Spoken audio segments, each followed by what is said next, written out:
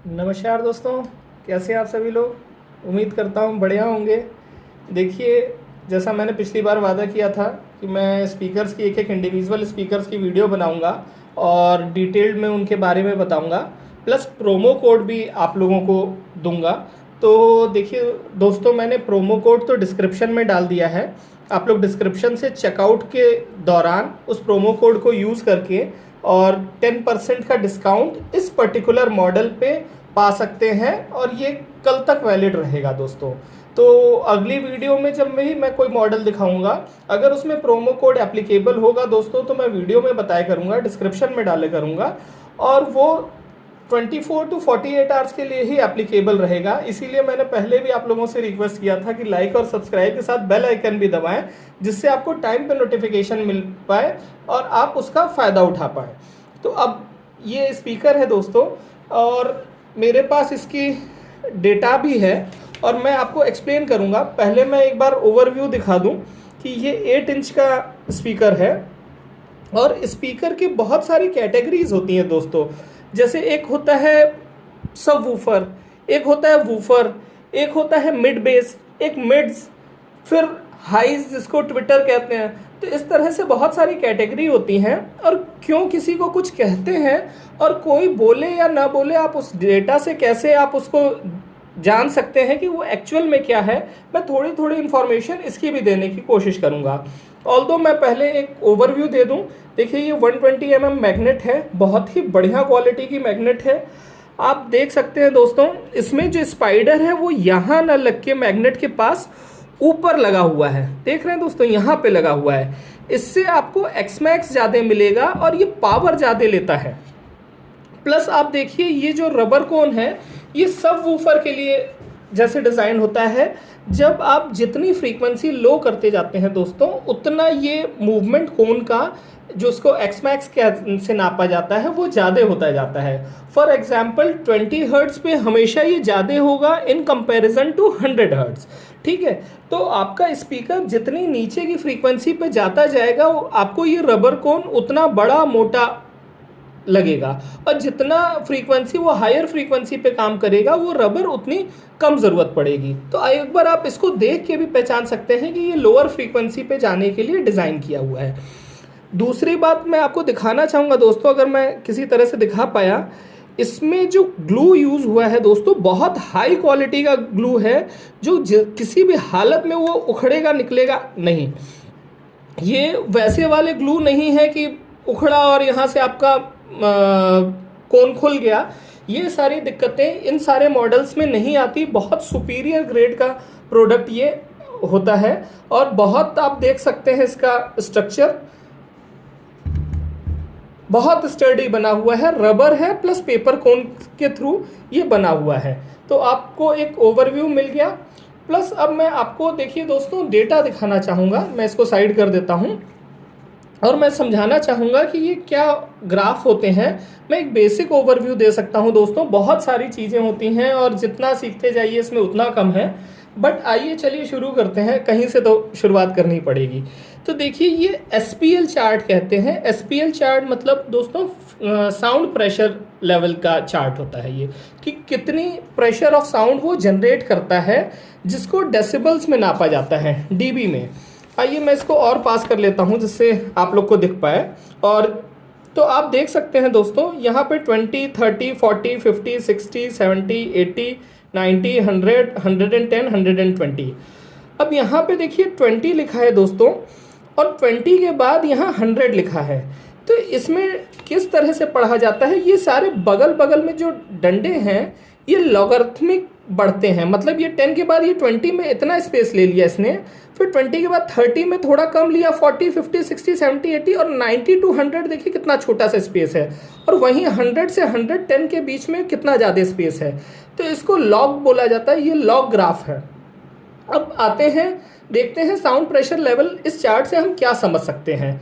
देखिए, ये 80 के आसपास, 80 टू 85 जो है, ये कहाँ तक, 1K, 2K, 3K, 3000 hertz, 30 hertz से 10, 20, 30 हर्ट्ज से लगभग 3000 हर्ट्ज तक की ये साउंड एक बराबर दे रहा है। ऑलमोस्ट एक बराबर है। तो ये क्या हुआ, इससे हम कौन कौन सी ऑडियो ले सकते हैं।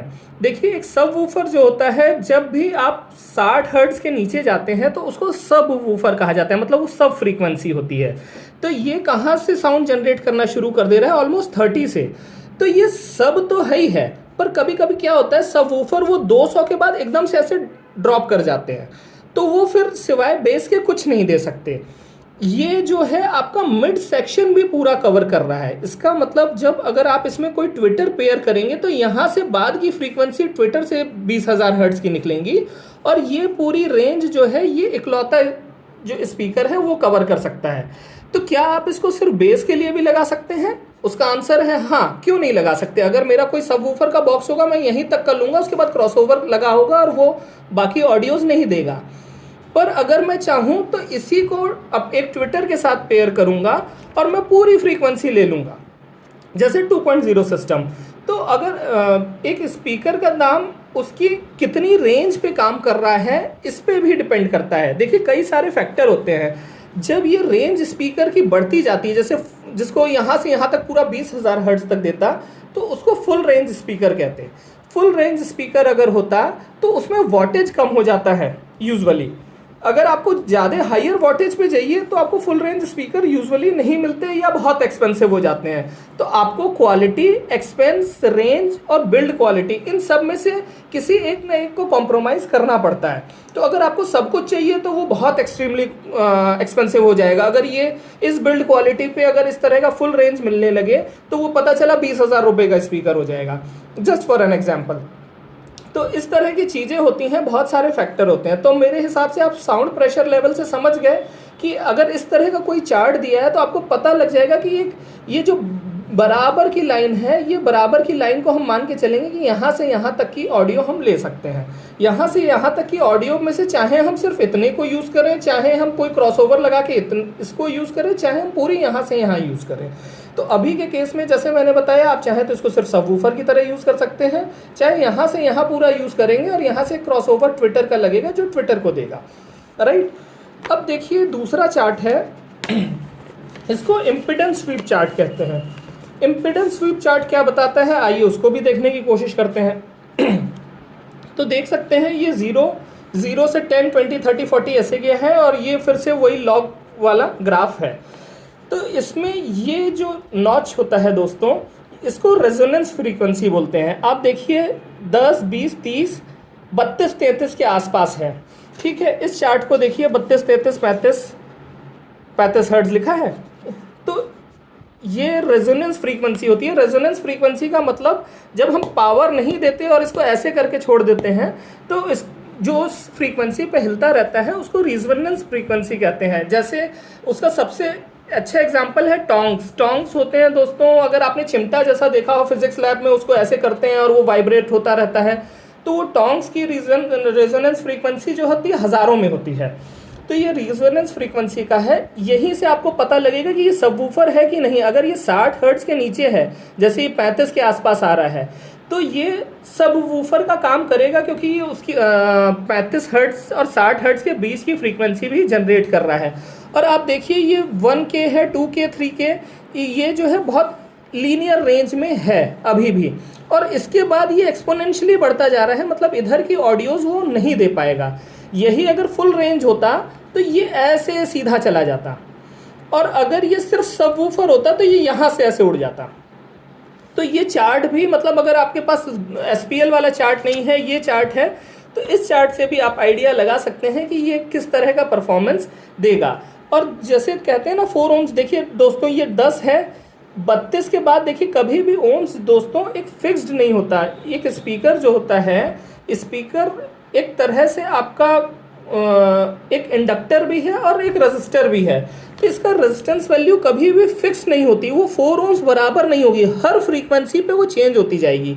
आप ध्यान से देखेंगे तो ये जो लगभग 100 to 100 हर्ट्ज के आसपास है, ये 4 जा रहा है, और जैसे जैसे ये फ्रीक्वेंसी बढ़ती जाएगी वैसे वैसे उसका इम्पीडेंस बढ़ता चला जाएगा। तो ये इससे आप एक इम्पीडेंस का भी अंदाज़ा लगा सकते हैं। तो मुझे उम्मीद है दोस्तों इन दोनों चार्ट से आपको काफ़ी कुछ समझ में आ गया होगा, और अब आप एक बेहतर इन्फॉर्म डिसीजन ले पाएंगे अगर आप किसी स्पीकर के ये चार्ट्स देखते हैं। आइए एक बार नज़र मार लेते हैं इसकी, और भी कुछ डेटा शीट्स हैं मेरे पास, तो उसमें क्या क्या लिखा हुआ है। तो देखिए रेजिस्टेंस, वॉइस कॉइल का रेजिस्टेंस लिखा हुआ है 3.6 ओम। तो ये वही है जो 4 ओम मैं दिखा रहा था। जब रेजिस्टेंस पे नापेंगे तो 3.6 पर वो, जैसे मैंने बताया था, फ्रीक्वेंसी के साथ चेंज होता रहता है, तो इसको 4 ओम्स माना जाता है। रेजोनेंस फ्रीक्वेंसी 35 हर्ट्ज की है, 84 dB प्लस माइनस 3 dB पे इसकी मीन वैल्यू है, जो इस चार्ट से मैंने दिखाया था कि देखिए 80 के आसपास जा रहा है, तो 80 को थोड़ा सा ऊपर और करेंगे तो ये मीन वैल्यू 84 हर्ट्ज के आसपास की इसकी निकल रही है। 100 वॉट इसकी जो है रेटेड पावर है, मैक्स पावर 120 वॉट है, 20 वोल्ट पे इसका रब एंड बस टेस्ट किया हुआ है। इस तरह के बहुत सारे पैरामीटर्स इस शीट में दिए हुए हैं, तो उन पैरामीटर्स के थ्रू आप एक जजमेंट भी ले सकते हैं कि कौन सी चीज़ क्या लगी है, जैसे रबर कॉयल, और ये सारी डिस्क्रिप्शन भी इसमें है। ये डेटा भी हमारी वेबसाइट पे है, ये चार्ट भी हमने अपलोड किया हुआ है, प्लस टीएस पैरामीटर्स भी हमने अपलोड किया हुआ है। अब टीएस पैरामीटर्स क्या होता है दोस्तों? TS parameter Peter Thiel and एक कोई स्मॉल करके साइंटिस्ट थे, उन्होंने बनाया था, और उससे आप स्पीकर का एनक्लोजर बनाते हैं। अच्छा, एनक्लोजर किस फ्रीक्वेंसी के लिए बनता है? एनक्लोजर बेसिकली बनता बेस के लिए है, उसका मिड से बहुत कम लेना देना है और हाई से तो मान लीजिए बिल्कुल नहीं है। एक स्पीकर क्या है, जो उतनी ही आवाज़ ये फ्रंट में निकालता है, उसी की नेगेटिव ये पीछे निकालता है। इस चाहे आप स्पीकर को बॉक्स में ऐसे लगाइए, चाहे ऐसे करके लगाइए, ऑलमोस्ट सेम बात होती है। यहाँ पे थोड़ा सा मैग्नेट के कारण रुकता है, बट ऑलमोस्ट सेम बात है, चाहे ऐसे लगाइए चाहे उसको ऐसे लगाइए, क्योंकि जो आवाज़ यहाँ पे पैदा कर रहा है उसी का ठीक नेगेटिव उल्टी आवाज़ यहाँ पे पैदा करता है।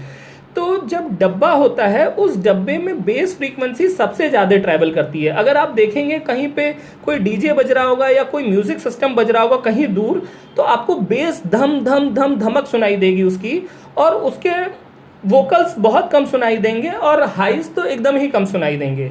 तो सबसे ज़्यादा ट्रैवल जो करता है वो बेस करता है।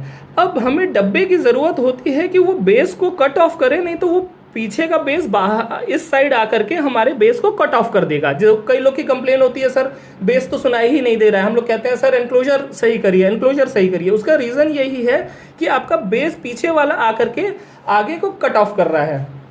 अच्छा, डब्बे से एक काम तो हम कर सकते हैं कि हम उसका बेस पीछे वाला मार सकते हैं। एक काम और कर सकते हैं कि उसमें एक पोर्ट बनाया जाए और पीछे का जो बेस है उसको फेज बदल के आगे लाया जाए। फेज मतलब एक तरह से फ्रीक्वेंसी को उल्टा करके आगे वाली फ्रीक्वेंसी की तरह मैच करा दिया जाए। तो उससे क्या होगा, वो कितना क्लेवर एडवांटेज है कि वो जो आपका आगे वाला बेस है वो पीछे वाला भी आगे आके जुड़ जा रहा है। तो उसमें आपको एडिशनल गेन मिल जाता है, मतलब एडिशनल बेस मिल गया, फ्री का स्पीकर मिल गया। तो उसको कहते हैं पोर्ट ट्यूनिंग। वो पोर्ट ट्यूनिंग करते हैं जब आप एक बैंड पास बॉक्स बनाते हैं, और उससे आपको एडवांटेज मिलती है कि आपको कम वॉटेज में ज़्यादा लाउडनेस ऑफ बेस मिलती है। इसी कारण आप देखेंगे बहुत सारे ब्रांडेड स्पीकर्स जो होते हैं वो छोटे स्पीकर्स लगाएंगे पर बेस बहुत अच्छा उनका आता है, क्योंकि वो सुपर ट्यून्ड होते हैं और वो पीछे की भी जो फ्रीक्वेंसी है उसको भी अपने बेनिफिट के लिए पोर्ट की तरह यूज़ कर सकते हैं। और ये बहुत कैलकुलेटिव होता है दोस्तों। तो ये पीटर थियल पैरामीटर, जिसको टीएस पैरामीटर कहते हैं, उसके थ्रू नापा जाता है और उसके थ्रू बहुत सारे कैलकुलेशंस करके एक बॉक्स बनाते हैं। तो वो मैंने डेटा वेबसाइट पे दिया है, उसमें बेसिकली 3 वैल्यूज़ लगती हैं। QTS होती है, FS रेजोनेंस फ्रीक्वेंसी होती है, और तीसरा जो VAS होती है, total volume of air required. तो ये सारे पैरामीटर्स होते हैं, ये सारे पैरामीटर्स हमने अपनी वेबसाइट पे इसके डाले हुए हैं। तो उम्मीद करता हूँ दोस्तों बहुत ही ज़्यादा बात मैंने बता दी। शायद एक वीडियो में डाइजेस्ट करना थोड़ा सा मुश्किल होगा न्यू कमर्स को, पर इसको आप कई बार देखेंगे और भी मैं वीडियोस में फिर से इन चीज़ों को डिस्कस करना चाहूँगा। तो उसको समझते समझते आपको समझ में आएगा कि सिर्फ इस पर पावर दे देना और एक पीछे डब्बा लगा देना और कोई भी कोन होना, कोई भी मैग्नेट होना, ऐसा नहीं है सिर्फ इंच से कॉइल के कोई लेना देना नहीं होता। तो बहुत सारे factors, n number of factors depend करते हैं स्पीकर की क्वालिटी पे और आपकी फाइनल ऑडियो आउटपुट रिजल्ट में। तो होपफुली ये जितना डेटा है सफिशिएंट होंगे और वेबसाइट पे डले हुए हैं। फ़िलहाल आज के लिए दोस्तों ये स्पीकर था। अगर आप लेना चाहें तो हमारे पास स्टॉक में अवेलेबल है। हालांकि निकालते निकालते दोस्तों 3-4 दिन हो सकता है लग जाए, क्योंकि बहुत सारा काम करना होता है। अभी कैटेगरी बनी है, उसकी फिर डब्बे ढूंढने होते हैं, रिटेल पैकिंग बॉक्स, बहुत सारा काम होता है जो एक आप ऑर्डर देते हैं उसके पीछे करने के लिए। और नई कैटेगरी है हमारे लिए, हम स्पीकर्स अभी तक डील नहीं करते थे। बट ये 3-4 दिन हो सकता है शुरुआत में लगे, बाद में ये 1-2 दिन में शिप आउट होने लगेंगे। तो इस बार के लिए ये था दोस्तों। अगली बार के लिए फिर कोई दूसरा स्पीकर लेके आऊँगा और उसकी डिटेल्स बताऊँगा। तब तक के लिए बाय बाय, टेक केयर।